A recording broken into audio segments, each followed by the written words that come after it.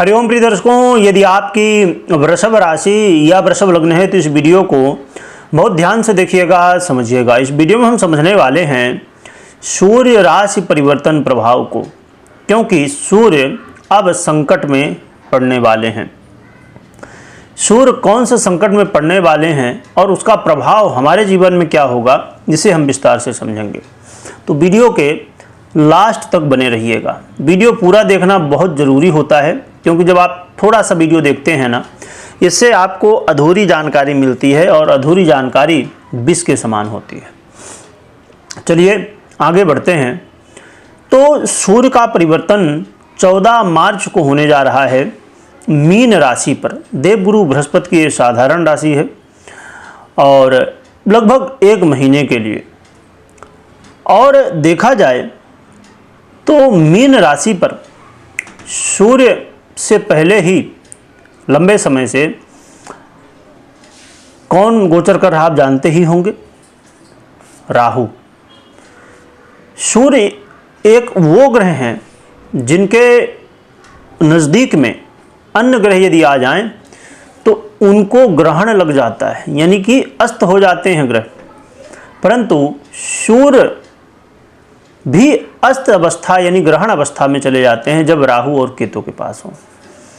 तो इसीलिए अब मीन राशि में जब सूर्य जाएंगे 14 मार्च को, तो ग्रहण योग का निर्माण हो जाएगा, जो कि लोग इस हिसाब से समझ सकते हैं कि जैसे ग्रहण लगता है ना, सूर्य ग्रहण में हम कितनी सावधानियां बरतते हैं, इसी तरह ये ग्रहण योग बनने जा रहा है।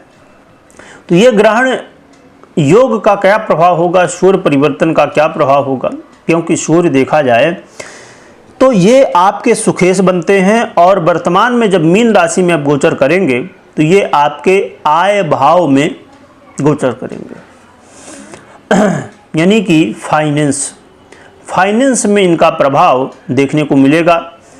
आपके अर्निंग में, चाहे आप ऑनलाइन अर्निंग करते हैं या ऑफलाइन अर्निंग करते हैं, या आप लग्जरी से संबंध रखते हैं, चाहे लग्जरी लाइफ हो, लग्जरी आप कार से बहुत शौक़ रहता बहुत लोगों को, बहुत सारी लग्जरी की चीज़ें जो कि आपका कहीं न कहीं कनेक्शन रहता है। तो यहाँ पर अब प्रभाव क्या डालेंगे और क्या प्रभाव मिलेगा, सभी कुछ विस्तार से जानेंगे। यहाँ पर विचारणीय बात यह है कि एक तो ग्रहण योग बनेगा ही, परंतु आप जानते हैं कि हमेशा राहु के सामने केतु होते हैं। तो केतु महाराज इस समय कन्या राशि में गोचर करते हुए और सूर्य को प्रभावित करेंगे, यानी कि दृष्टि डालेंगे, सीधी सप्तम दृष्टि। और सूर्य का ये जो परिवर्तन है ये क्रमशः 3 नक्षत्रों के अंतर्गत होगा, पूर्वा भाद्रपद, उत्तरा और रेवती। तो पूर्वा भाद्रपद यानी देवगुरु बृहस्पति का नक्षत्र, उत्तरा भाद्रपद यानी शनिदेव का ही नक्षत्र, और रेवती यानी बुध का नक्षत्र, जो कि मीन राशि में देखा जाए तो पूर्वा भाद्रपद का एक ही चरण है, बाकी 8 चरण शनि और बुध के हैं। इसीलिए सूर्य जब 14 मार्च को परिवर्तन करेंगे तो पहले तो देवगुरु बृहस्पति के नक्षत्र में होंगे, एक चरण गुजरेगा, और उसके बाद शनि और बुध के नक्षत्र में, यानी कि देखा जाए तो 9 चरणों का, तो यानी कहना चाहिए कि लगभग 1 महीना, तो लगभग 3-3.25 दिन का समय रहेगा एक चरण का। तो स्टार्टिंग के 3-3.25 दिन हम समझ सकते हैं कि गुरु के नक्षत्र में रहेंगे।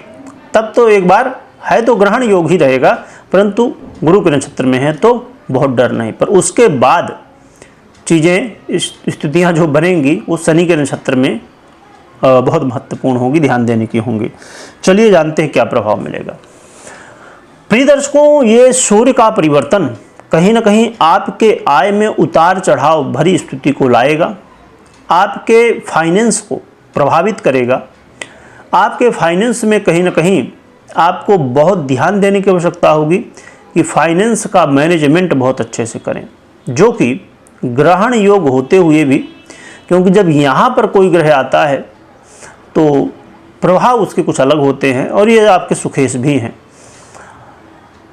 तो इसलिए बहुत ज़्यादा चिंता की बात नहीं है, परंतु हाँ चिंता की बात तो है, क्योंकि यहाँ पर ग्रहण योग का निर्माण होगा और शनि के नक्षत्र में भी गोचर करेंगे सूर्य। भले एकादश भाव में है, परंतु इसका प्रभाव कहीं न कहीं देखने को मिलेगा। इसका प्रभाव ये कि फाइनेंस को लेके बहुत उतार चढ़ाव होने वाला है। तो आपको अपने चाहे पैसा कमाने के मार्ग हों और चाहे खर्च करने के हों, हर जगह ध्यान देना है। जहाँ भी पैसे का नाम आता है और हम जब भी कोई भी काम करें तो हर जगह पैसा, छोटा से छोटा काम है ना। तो आप कोई भी चीज़ लीजिए, एक टॉफ़ी लीजिए तो भैया आजकल 1 रुपये की मिलती है, पहले 25 पैसे की मिलती थी, है ना।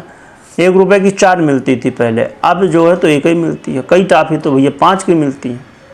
तो बच्चों को टॉफ़ी भी दिलाना हो ना तो 1 रुपये तो होना चाहिए। तो इसलिए फाइनेंस का ध्यान बहुत अच्छे से रखना, खासकर पैसे जहाँ से आ रहे हैं उन क्षेत्र में बहुत प्रभाव पड़ेगा। तो आपको डरना नहीं है, सावधान रहना है। इसके अलावा देखा जाए तो इस समय आपने संभव है कि बहुत सारी प्लानिंग की होगी कि ऐसे करेंगे, वैसे करेंगे, ये करेंगे, वो करेंगे। तो कुछ काम ऐसे होंगे, हो जाएंगे, परंतु ऐसे कुछ काम जिनमें रुकावटें आएंगी, जिनमें संघर्ष होगा, जिनमें ये लगेगा कि ये तो 2 दिन में काम हो जाएगा, परंतु अब जो स्थिति बनने जा रही है उसमें हो सकता है कि डबल टाइम लग जाए और ज़्यादा लग जाए या काम रुक जाए। तो आपको जो भी काम करने की आपने प्लानिंग बनाई है ना, यानी आपके ड्रीम हैं, आपके सपने जो हैं उनको पूरा करने के लिए आपने सोचा है, तो आपको पहले से समझ लीजिए कि हमें यदि 2 दिन लगना है तो हमें 6 दिन का समय लेके रखना है और हमें ए के साथ बी प्लान भी इस समय बना के ही रखना होगा, तभी हमारे सपने पूरे हो सकेंगे। यानी कि हमें तैयार रहना है। इसके अलावा इनका संबंध सीधे कहाँ से होगा? शेयर मार्केट, पंचम भाव से। और पंचम भाव किसका है? शेयर मार्केट का है। तो जो शेयर मार्केट से संबंध रखते हैं उन लोगों के लिए भी सावधानी बहुत आवश्यक है।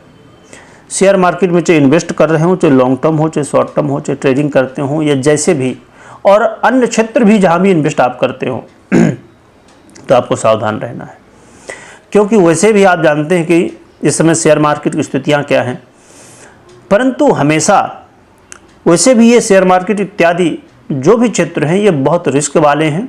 इनमें हमेशा किसी एक्सपर्ट की सलाह लेने के बाद और बहुत सूझबूझ के साथ ही हमें आगे बढ़ना चाहिए।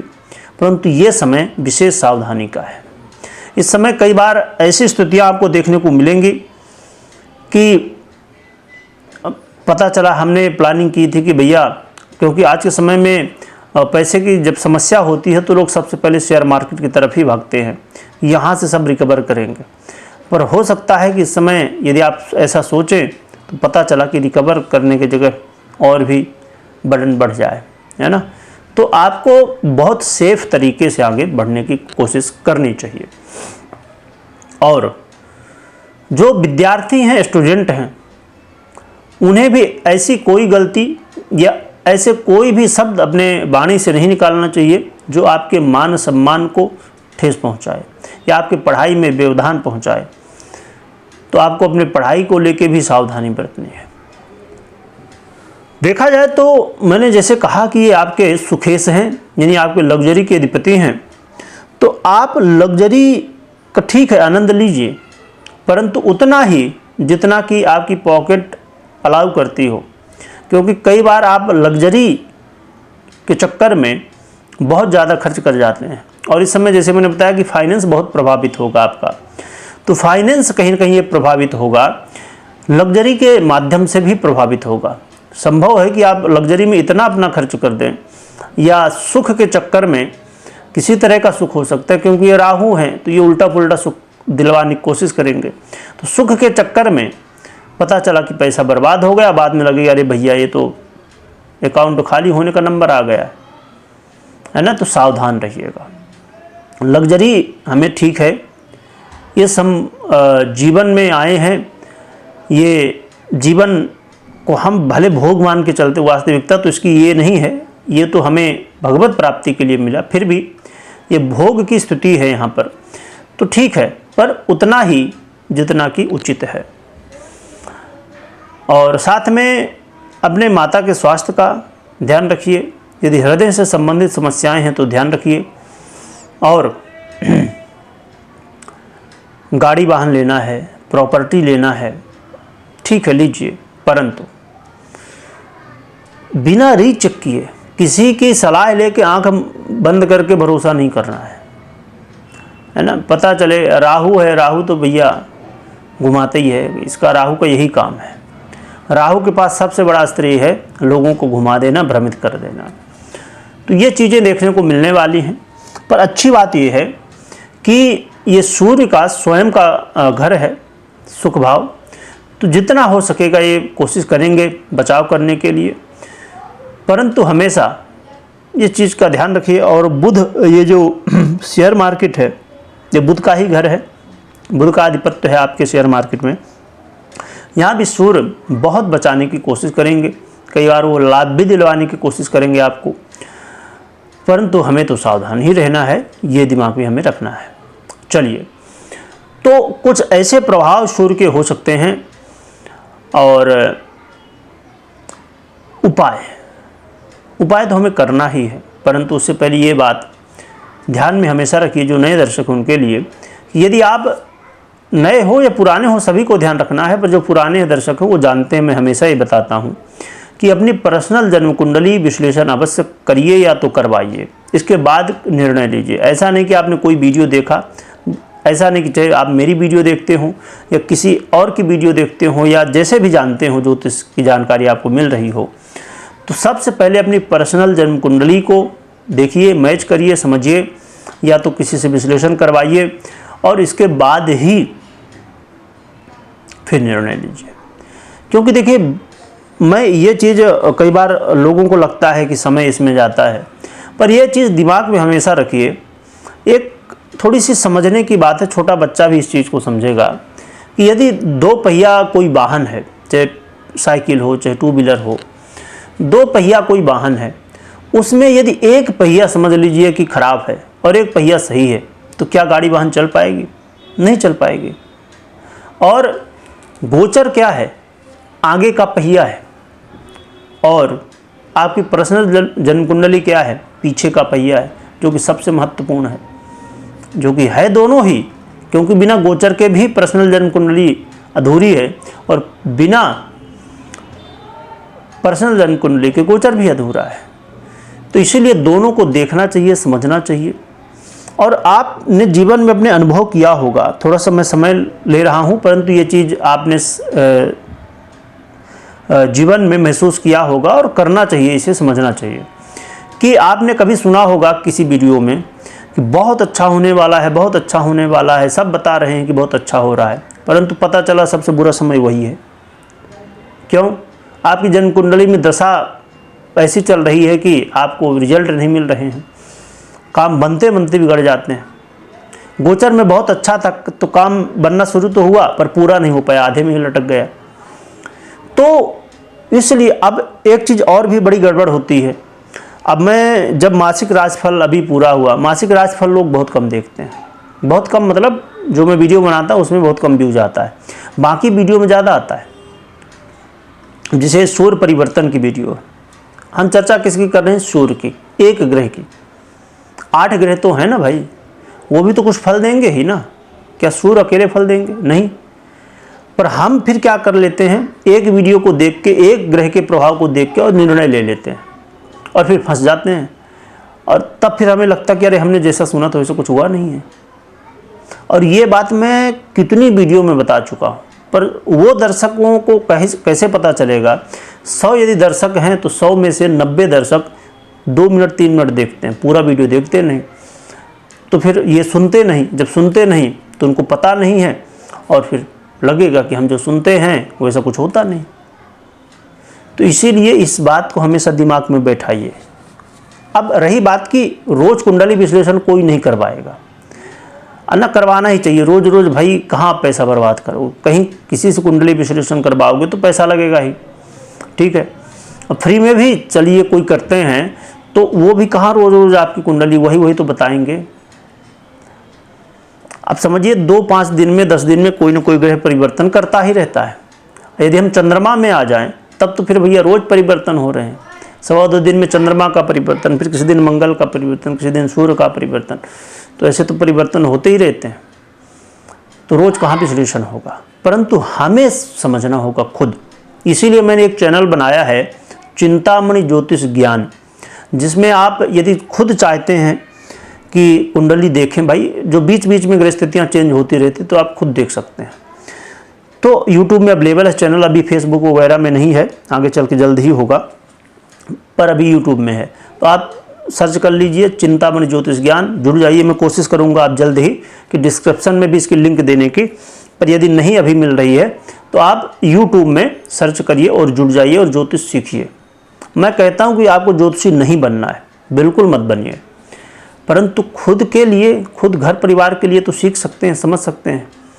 क्योंकि ज्योतिष का जब बेसिक ज्ञान थोड़ा होगा ना, तो जब कोई ज्योतिषी कुछ बातें बताएगा उन्हें आप बहुत आसानी से समझ सकेंगे कि हाँ भाई ये क्या कहना चाहते हैं।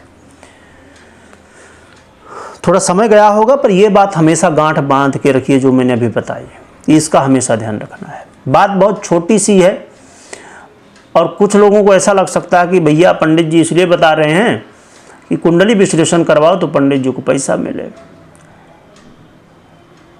है ना। तो यही तो सोच कहीं ना कहीं फिर नुकसानदायक हो जाती है। चलिए आगे बढ़ते हैं, उपाय की चर्चा करते हैं। उपाय में सबसे पहले ये कि अपनी दिनचर्या को आप बेहतर करिए, यानी कि जितना जल्दी हो सके तो उठिए सुबह, और जल्दी उठने के लिए जल्दी सोना होगा। देखिए दिनचर्या में सोने का समय हर एक व्यक्ति की अपनी सोच है और अपना समय भी है, क्योंकि कोई कैसा काम करता है। समझिए कोई रात को 10 बजे यदि छुट्टी होती है किसी की, है ना, तो वो बेचारा क्या करेगा, फिर 12 बजे घर आएगा, खाएगा पिएगा, 1-2 बज जाएगा, उठेगा कैसे जल्दी। पर ठीक है, हमें कोशिश करना चाहिए जितना जल्दी हो सके हम उठें। जो काम है तो करना ही है, पर व्यर्थ में समय ना बर्बाद करें। तो आप सुबह जितना जल्दी हो सके उठिए, स्नान आदि से निवृत्त होकर भगवान सूर्य की आराधना करिए, भगवान सूर्य को अर्घ दीजिए। और इसके अलावा आप माँ लक्ष्मी की आराधना करिए। माँ लक्ष्मी की आराधना इस समय बहुत ज़रूरी है आपके लिए। तो माँ लक्ष्मी की आराधना यदि श्री सूक्त आप कर सके तो करिए, नहीं कुछ बनता है तो नाम ही जपिए, है ना। जय माँ लक्ष्मी, जय माँ लक्ष्मी। कुछ नहीं मंत्र बनता है, न स्त्रोत बनता है, तो नाम मंत्र जप करिए, है ना। कलयुग में सबसे बड़ा उपाय यही है, भगवान का स्मरण करना, भगवान की सेवा करना, और हमेशा उपाय यही रहा है। 1000 टोटका आप करेंगे ना, उनसे बढ़िया क्या है, आप भगवान की सेवा करिए। उसी से ही, वही तो सब करते हैं, जो टोटका करो चाहे कुछ करो, वही तो, उन्हीं का तो आशीर्वाद है, तभी कुछ होगा। तो आप ये करिए, इससे आपको भगवान की कृपा प्राप्त होगी, तो सब कुछ संभव है। कमेंट में जय माँ लक्ष्मी लिखिएगा, जय सूर्यदेव लिखिएगा, लिखने के साथ स्मरण करिएगा। वीडियो देखने के लिए बहुत बहुत धन्यवाद।